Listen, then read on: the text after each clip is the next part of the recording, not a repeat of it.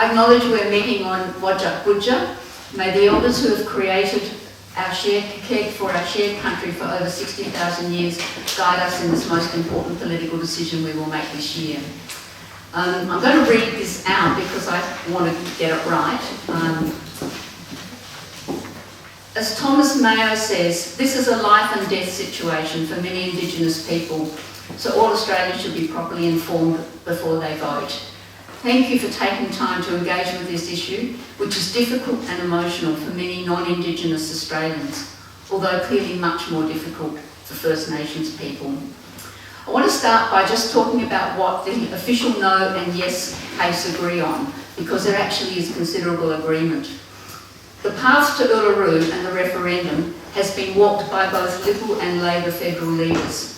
In 2015, Prime Minister Malcolm Turnbull and opposition leader Bill Shorten agreed to establish a referendum council after meeting with Indigenous leaders.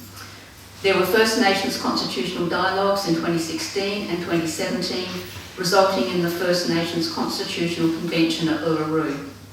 It was actually the first First Nations Constitutional Convention. The Uluru Statement from the Heart was signed by 250 of the 270 First Nations people attending the convention. When the no case says that the referendum process is rushed and heavy-handed without a constitutional convention to properly consider options and details, they seem to forget that this consultation process started 8 years ago, and it was started by Prime Minister Malcolm Turnbull. Secondly, both sides agree that Aboriginal and Torres Strait Islander people should be recognised in the Constitution as the First Peoples of Australia. Thirdly, both sides agree that we need to hear Aboriginal voices. Let's vote yes for recognition, listening and better results, urges the yes case. These quotes are in your the handout, which one of your members has very kindly provided. What we need in Canberra is ears, not a voice, writes Senator Jacinta Price for the no case. Parliament and the Executive must lend their ears, but of course they won't hear anything without there being a voice. Both sides agree this is a very important decision, and this referendum won't be decided by politicians, corporations or celebrities. It will be decided by every Australian.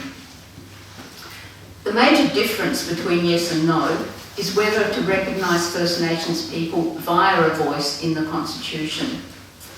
So, actually, my understanding is, so I'll go on with this, the proposed referendum question is, in recognition of Aboriginal and Torres Strait Islander peoples as the First Peoples of Australia, there will be a body or, sorry, I'm not reading this out, I'm just paraphrasing it. There will be a body or a committee called the Aboriginal and Torres Strait Islander Voice, which may make representations to Parliament and the Executive on matters relating to Aboriginal and Torres Strait Islander people.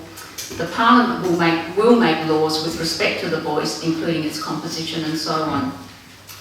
And there are three main reasons that 80% of Aboriginal people want the voice enshrined in the Constitution.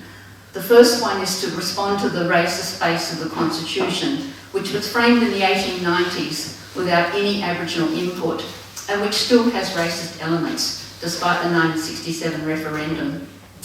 To enshrine the expectation that federal governments will receive advice on matters of concern to Indigenous people, so successive governments cannot easily abolish an advisory body.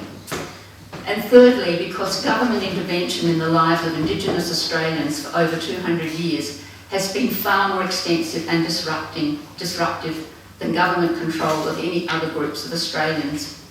Indigenous Australians want a greater say because of this greater intrusion into their lives. So I just want to talk briefly about three major racist elements that were in the Constitution when it was framed and passed in 1901. In reckoning the people of the Commonwealth, Aboriginal natives shall not be counted. Aboriginal people could not vote in federal elections if they were disqualified from voting in state elections. And that gradually changed, and in 1962 all Aboriginal people were given the vote. The Parliament shall have power to make laws with respect to the people of any race other than the Aboriginal race in any state. This was called the race power. The 1967 referendum partially changed these clauses, in particular this race power, so-called race power, to read the Parliament shall have the power to make laws for the people of any race, for whom it is deemed necessary to make special laws. These laws do not have to be beneficial, as the 2007 Northern Territory intervention of the Army into Aboriginal communities revealed.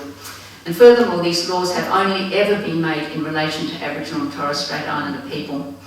So given this history, it's little wonder that Indigenous people are focusing on the Constitution and trying to get a balance in the Constitution that also represents their experience and their voice.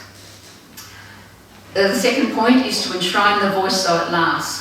So Peter Dutton and others have said, let's just have a national advisory body, there's no need to enshrine it in the Constitution. But over the years we've had national advisory bodies and they've been suddenly dismantled at the whim of successive governments. The first body was the National Aboriginal Consultative Committee and it was founded in 1973. It was renamed the National Aboriginal Conference in 1977 and it was abolished in 1985. The most recent national body was the Aboriginal and Torres Strait Islander Commission, which was enacted in 1989 by Prime Minister Hawke. ATSIC gave First Nations people by far their most powerful voice to government thus far. In 2003, Prime Minister Howard claimed ATSIC strikes at the heart of the unity of the Australian people, and it was abolished at midnight on the 16th of March 2005. As a result of this constant changing, Aboriginal people have to start again from scratch to get another national advisory body established, and to be representative they have to consult with their communities across Australia as well as meet the needs or the wishes of the federal government of the day. On the other hand, a committee which is established by the Constitution can't be removed at the whim of the government of the day. It will be freer to give frank and fearless advice. It will have time to evolve and mature as it builds experience and expertise. The committee can focus on making inroads into the dysfunction and trauma which undercuts our claim to be a fair, egalitarian, developed nation. However, a voice enshrined in the Constitution does not mean it is never changed or dismantled, despite the fears of the no campaigners. For example, there's a thing called the Interstate Commission, which is in the Constitution, but it no longer exists. So once First Nations people have achieved equality of opportunity and recognition of their connection with country and spiritual needs, and there is no longer a need for the voice, perhaps it will wither away like the Interstate Commission. But as long as First Nations people are not treated with respect and justice, they will continue to want a voice. There have been two sudden federal changes that have torn Aboriginal communities apart, and I guess the point I'm trying to make here is Indigenous people want to stop these sudden interventions on which they're not asked to give any advice.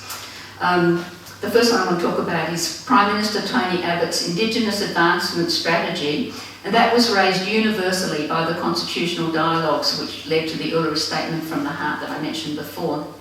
In May 2014, Abbott stripped $534 million from the Indigenous Affairs budget, with no review of the programs to determine what worked well and what didn't.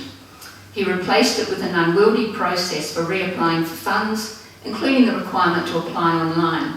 Now, many communities did not have the resources to be able to apply online.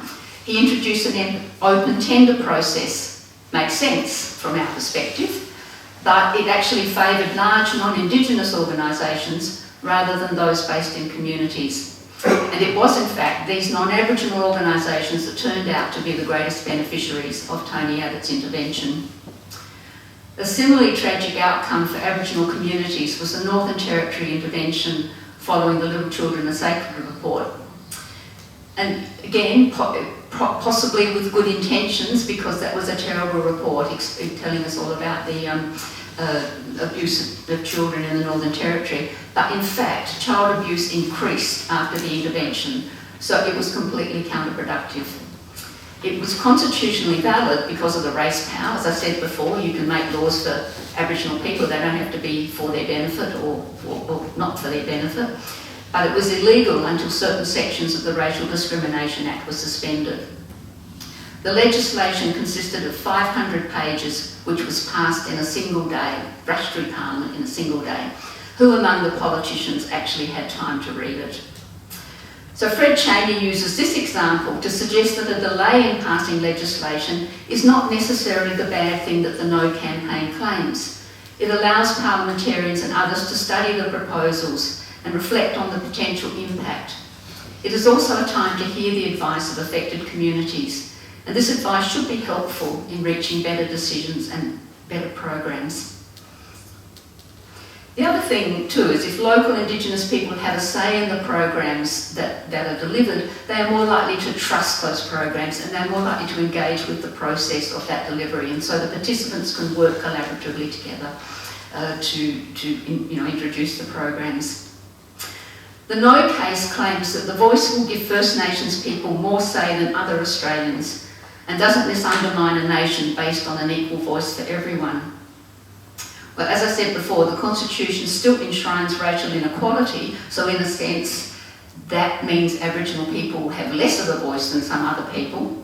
But the Constitution also enshrines two other inequalities between Australians. In the Senate, Tasmanians have a louder voice than people in other states because every state elects 12 senators.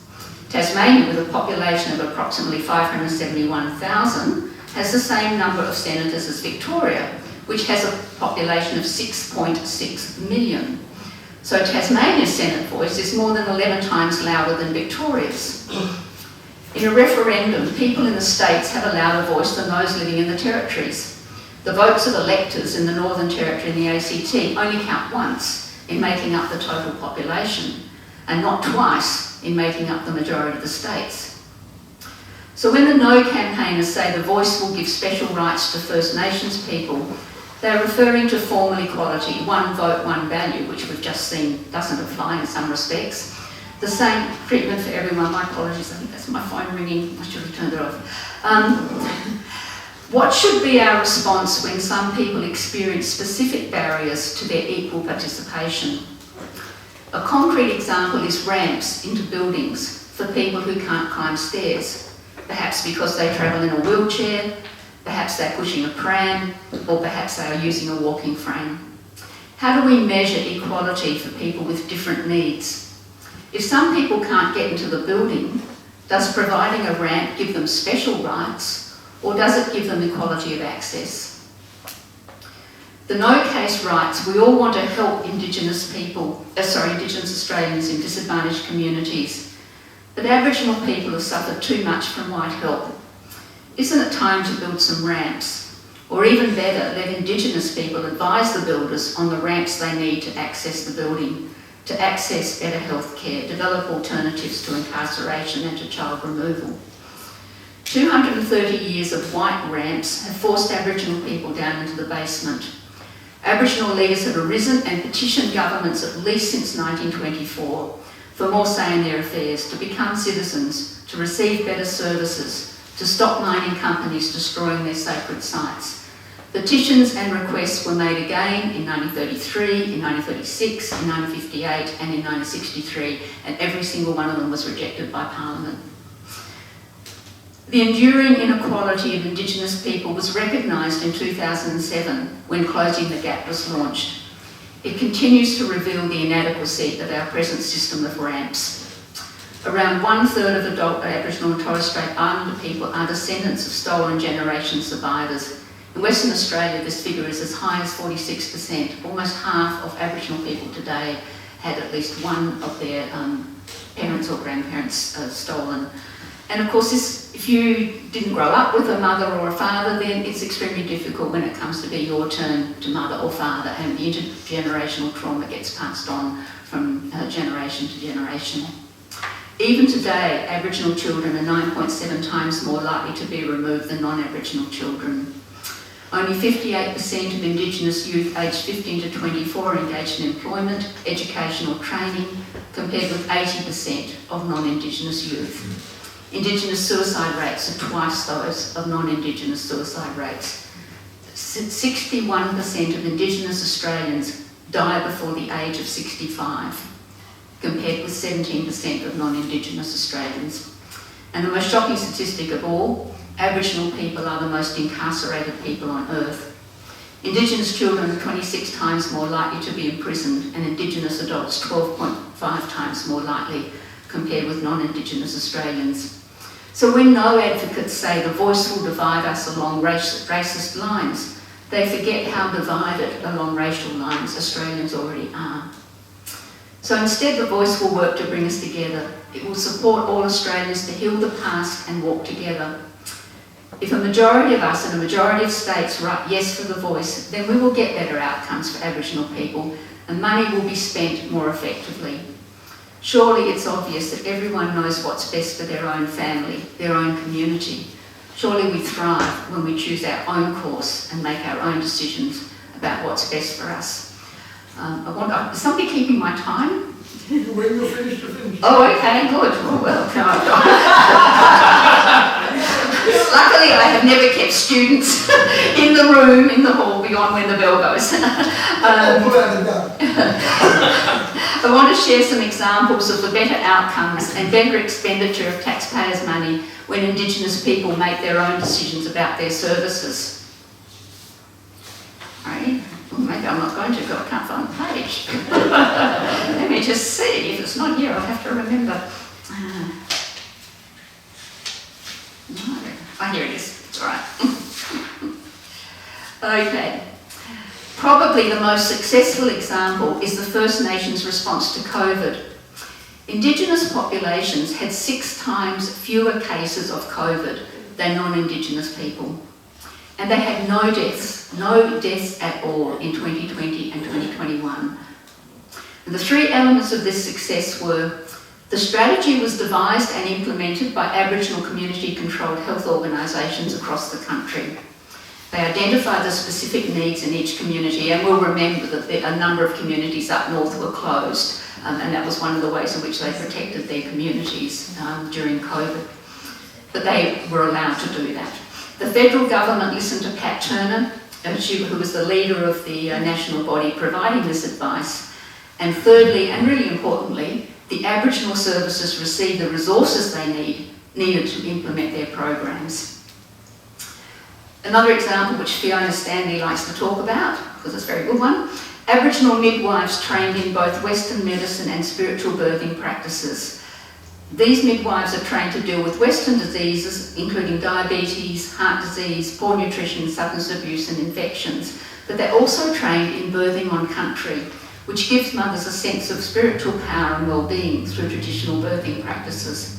The midwives help overcome Aboriginal women's distrust of mainstream white services, which has led so many to present late to antenatal care, particularly if it's in hospitals far away from their communities. In one study in Brisbane, the Aboriginal midwives reduced preterm births from 14.3% to 8.9%, with fewer babies admitted to neonatal units.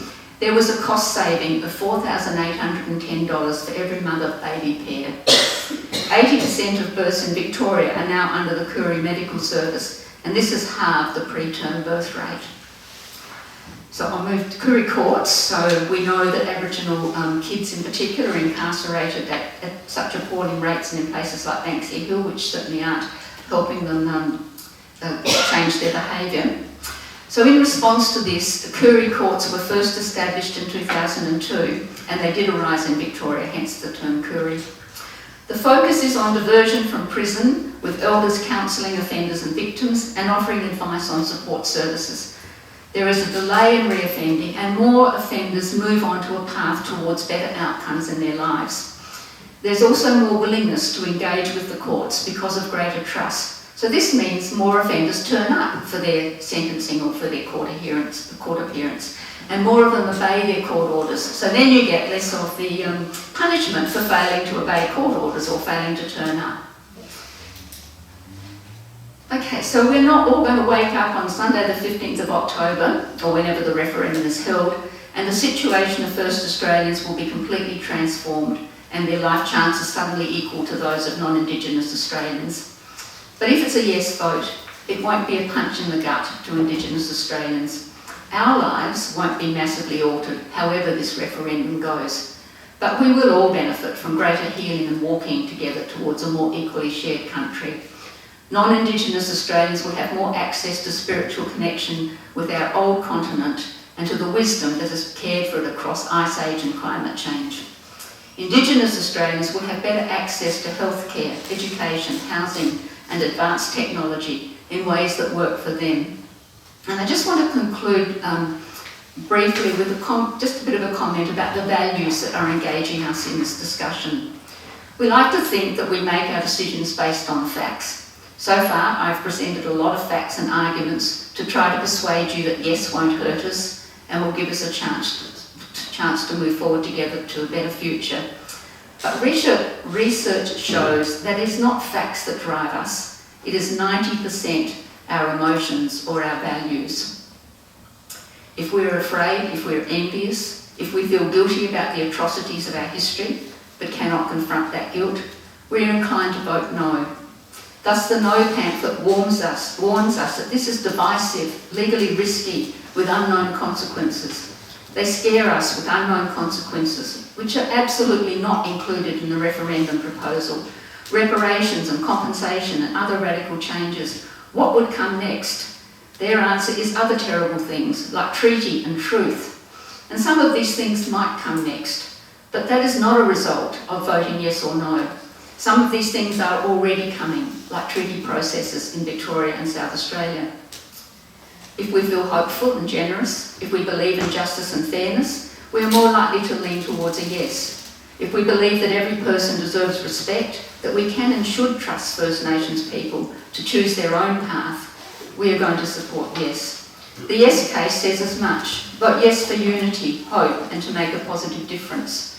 Australians from all walks of life, all faiths and cultures, and all sides of politics have given their support to this proposal. The No campaign says, if you don't know, vote no. Actually, none of us knows the future, which means on that basis we all have to vote no. Another way to look at this is, as Megan Davis says, reform is only ever about imagination. We Aboriginal people, she's one of the co-designers of the Uluru Statement from the Heart, we Aboriginal people must suspend our belief that the system cannot change. We must suspend our belief that the nation cannot change.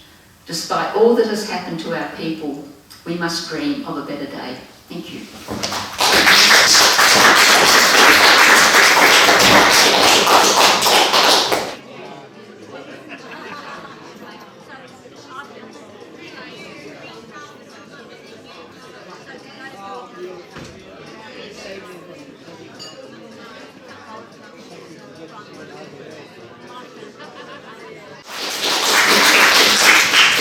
Well, thank you everybody, ladies and gentlemen.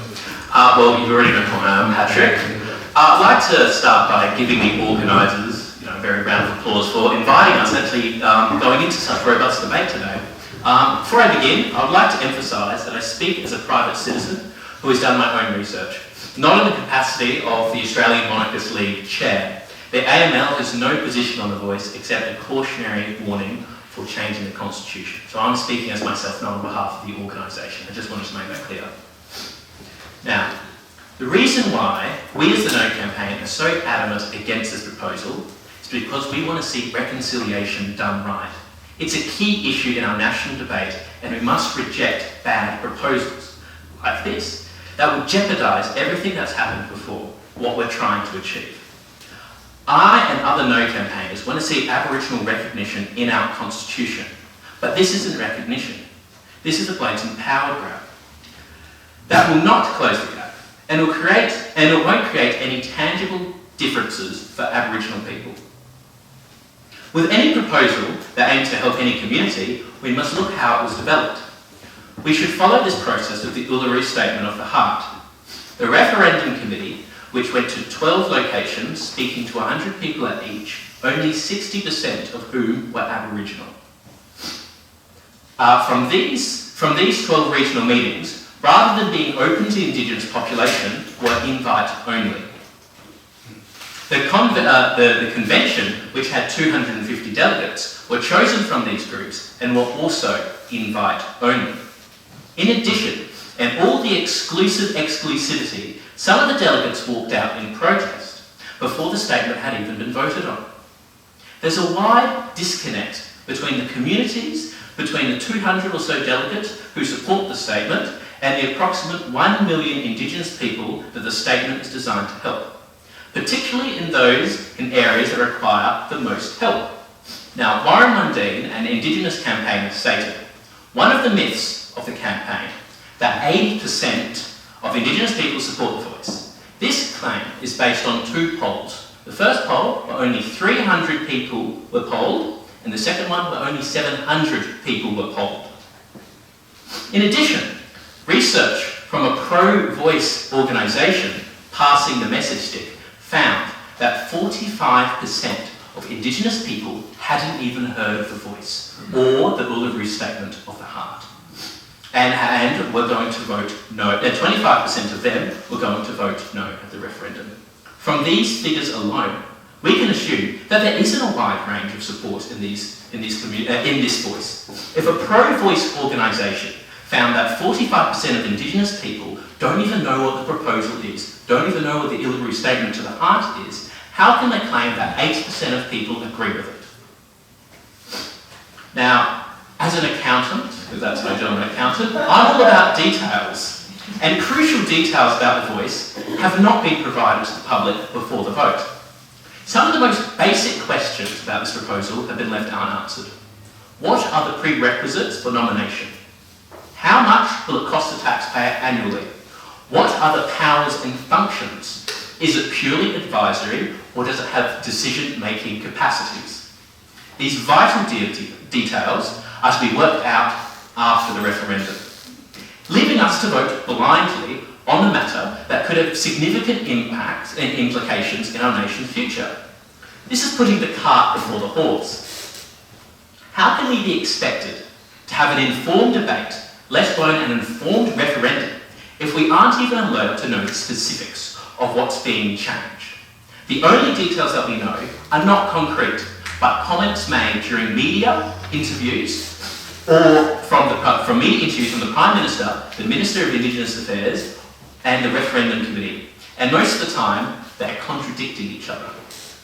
Thomas Mayo, a member of the Referendum Committee, has stated on several occasions that the Voice would be able to comment on changing Australia Day. I don't have a preference, but Linda Burney, the Minister for Indigenous Affairs, argued the next day that it wouldn't give advice on Australia Day. And then the next day, she said it's not the government's position that they'll change Australia Day. So this flip-flopping argument of it will decide or debate when Australia Day is, till it won't decide, till the government wouldn't even do it. It's all backwards. This is the root of the problem. We don't know what the purview is. Professor Greg Craven, a constitutional lawyer, who I believe is in your book, who supports the Voice, he stated, "I think it's fatally flawed because what it does is retain the full range of view of the executive action. This means the Voice can comment on everything, from submarines to parking tickets. We will have regular judicial interventions." Now, the Prime Minister has stated that there will be 24 members on the Voice. Let's assume he's correct. 24 people representing all the Indigenous communities in Australia. To put that into perspective, there are over 250 distinct Aboriginal and Torres Strait Islander cultural groups in Australia. How can a committee of 24 people, whom we don't know if are elected or appointed, represent over 250 communities ranging from the Kimberley to the Blue Mountains? Another issue is if the committee is appointed, who appoints them? If this committee is elected, who elects them? Would only Aboriginal Australians be allowed to vote? If so, who counts as an Indigenous Australian? Now, I'm being really serious here. These are awkward questions, and these are questions that we should know the answer to before the referendum, not after it's done. Do we really trust politicians to get it right? We need to be the final adjudicators for changing the referendum. We can't just let it up to hope that the politicians will be able to figure it out, but we have to give them the rubber stamp before we know what's happening. That's not how it works. What grinds my gears about this whole process is that the government could legislate the Voice tomorrow. We could have it tomorrow and see it running. They could get up and running and answer all my questions and all your questions. Put all our doubts at rest. We could see how it works, how it interacts with other bodies, how it interacts with the government or with the Parliament or executive government. We could see if it brings tangible differences to these local communities. Once all the data is collected, and once we know if it's working or not working, then we can enshrine it in the Constitution.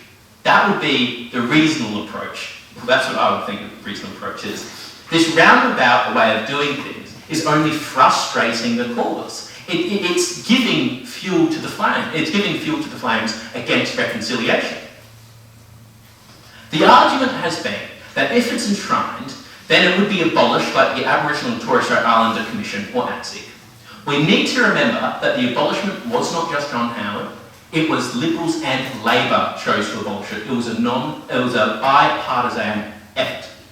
Why? Because the commission, the commission's members were members of the commission were using it to embezzle, to pay their own legal fees for outside of the jurisdiction of the body. So that is why it was dissolved.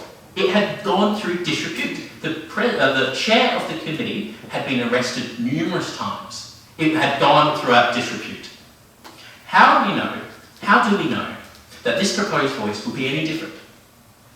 I can't explain it to you. And sorry, I forgot your name. This is terrible.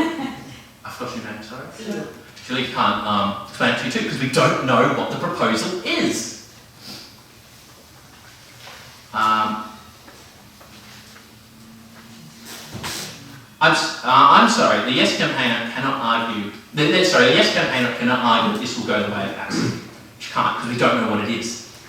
To quote Mr. Mundy, it will be a constitutional right for this body to make representations on matters relating to Indigenous Australians. That is everything. That is the parking tickets. That is the nuclear subs deal. But it's not really tangible proof of these communities, is it? But the main issue that I have here is that it won't deliver real change to the communities. Let me explain. A local council, it's a thought experiment. A local council might have a dispute over a fence. It's costing ratepayers and dragging on forever, which is diverting people's attention from real issues. But whenever the state government gets involved, it never solves the problem, it always makes it worse. Why?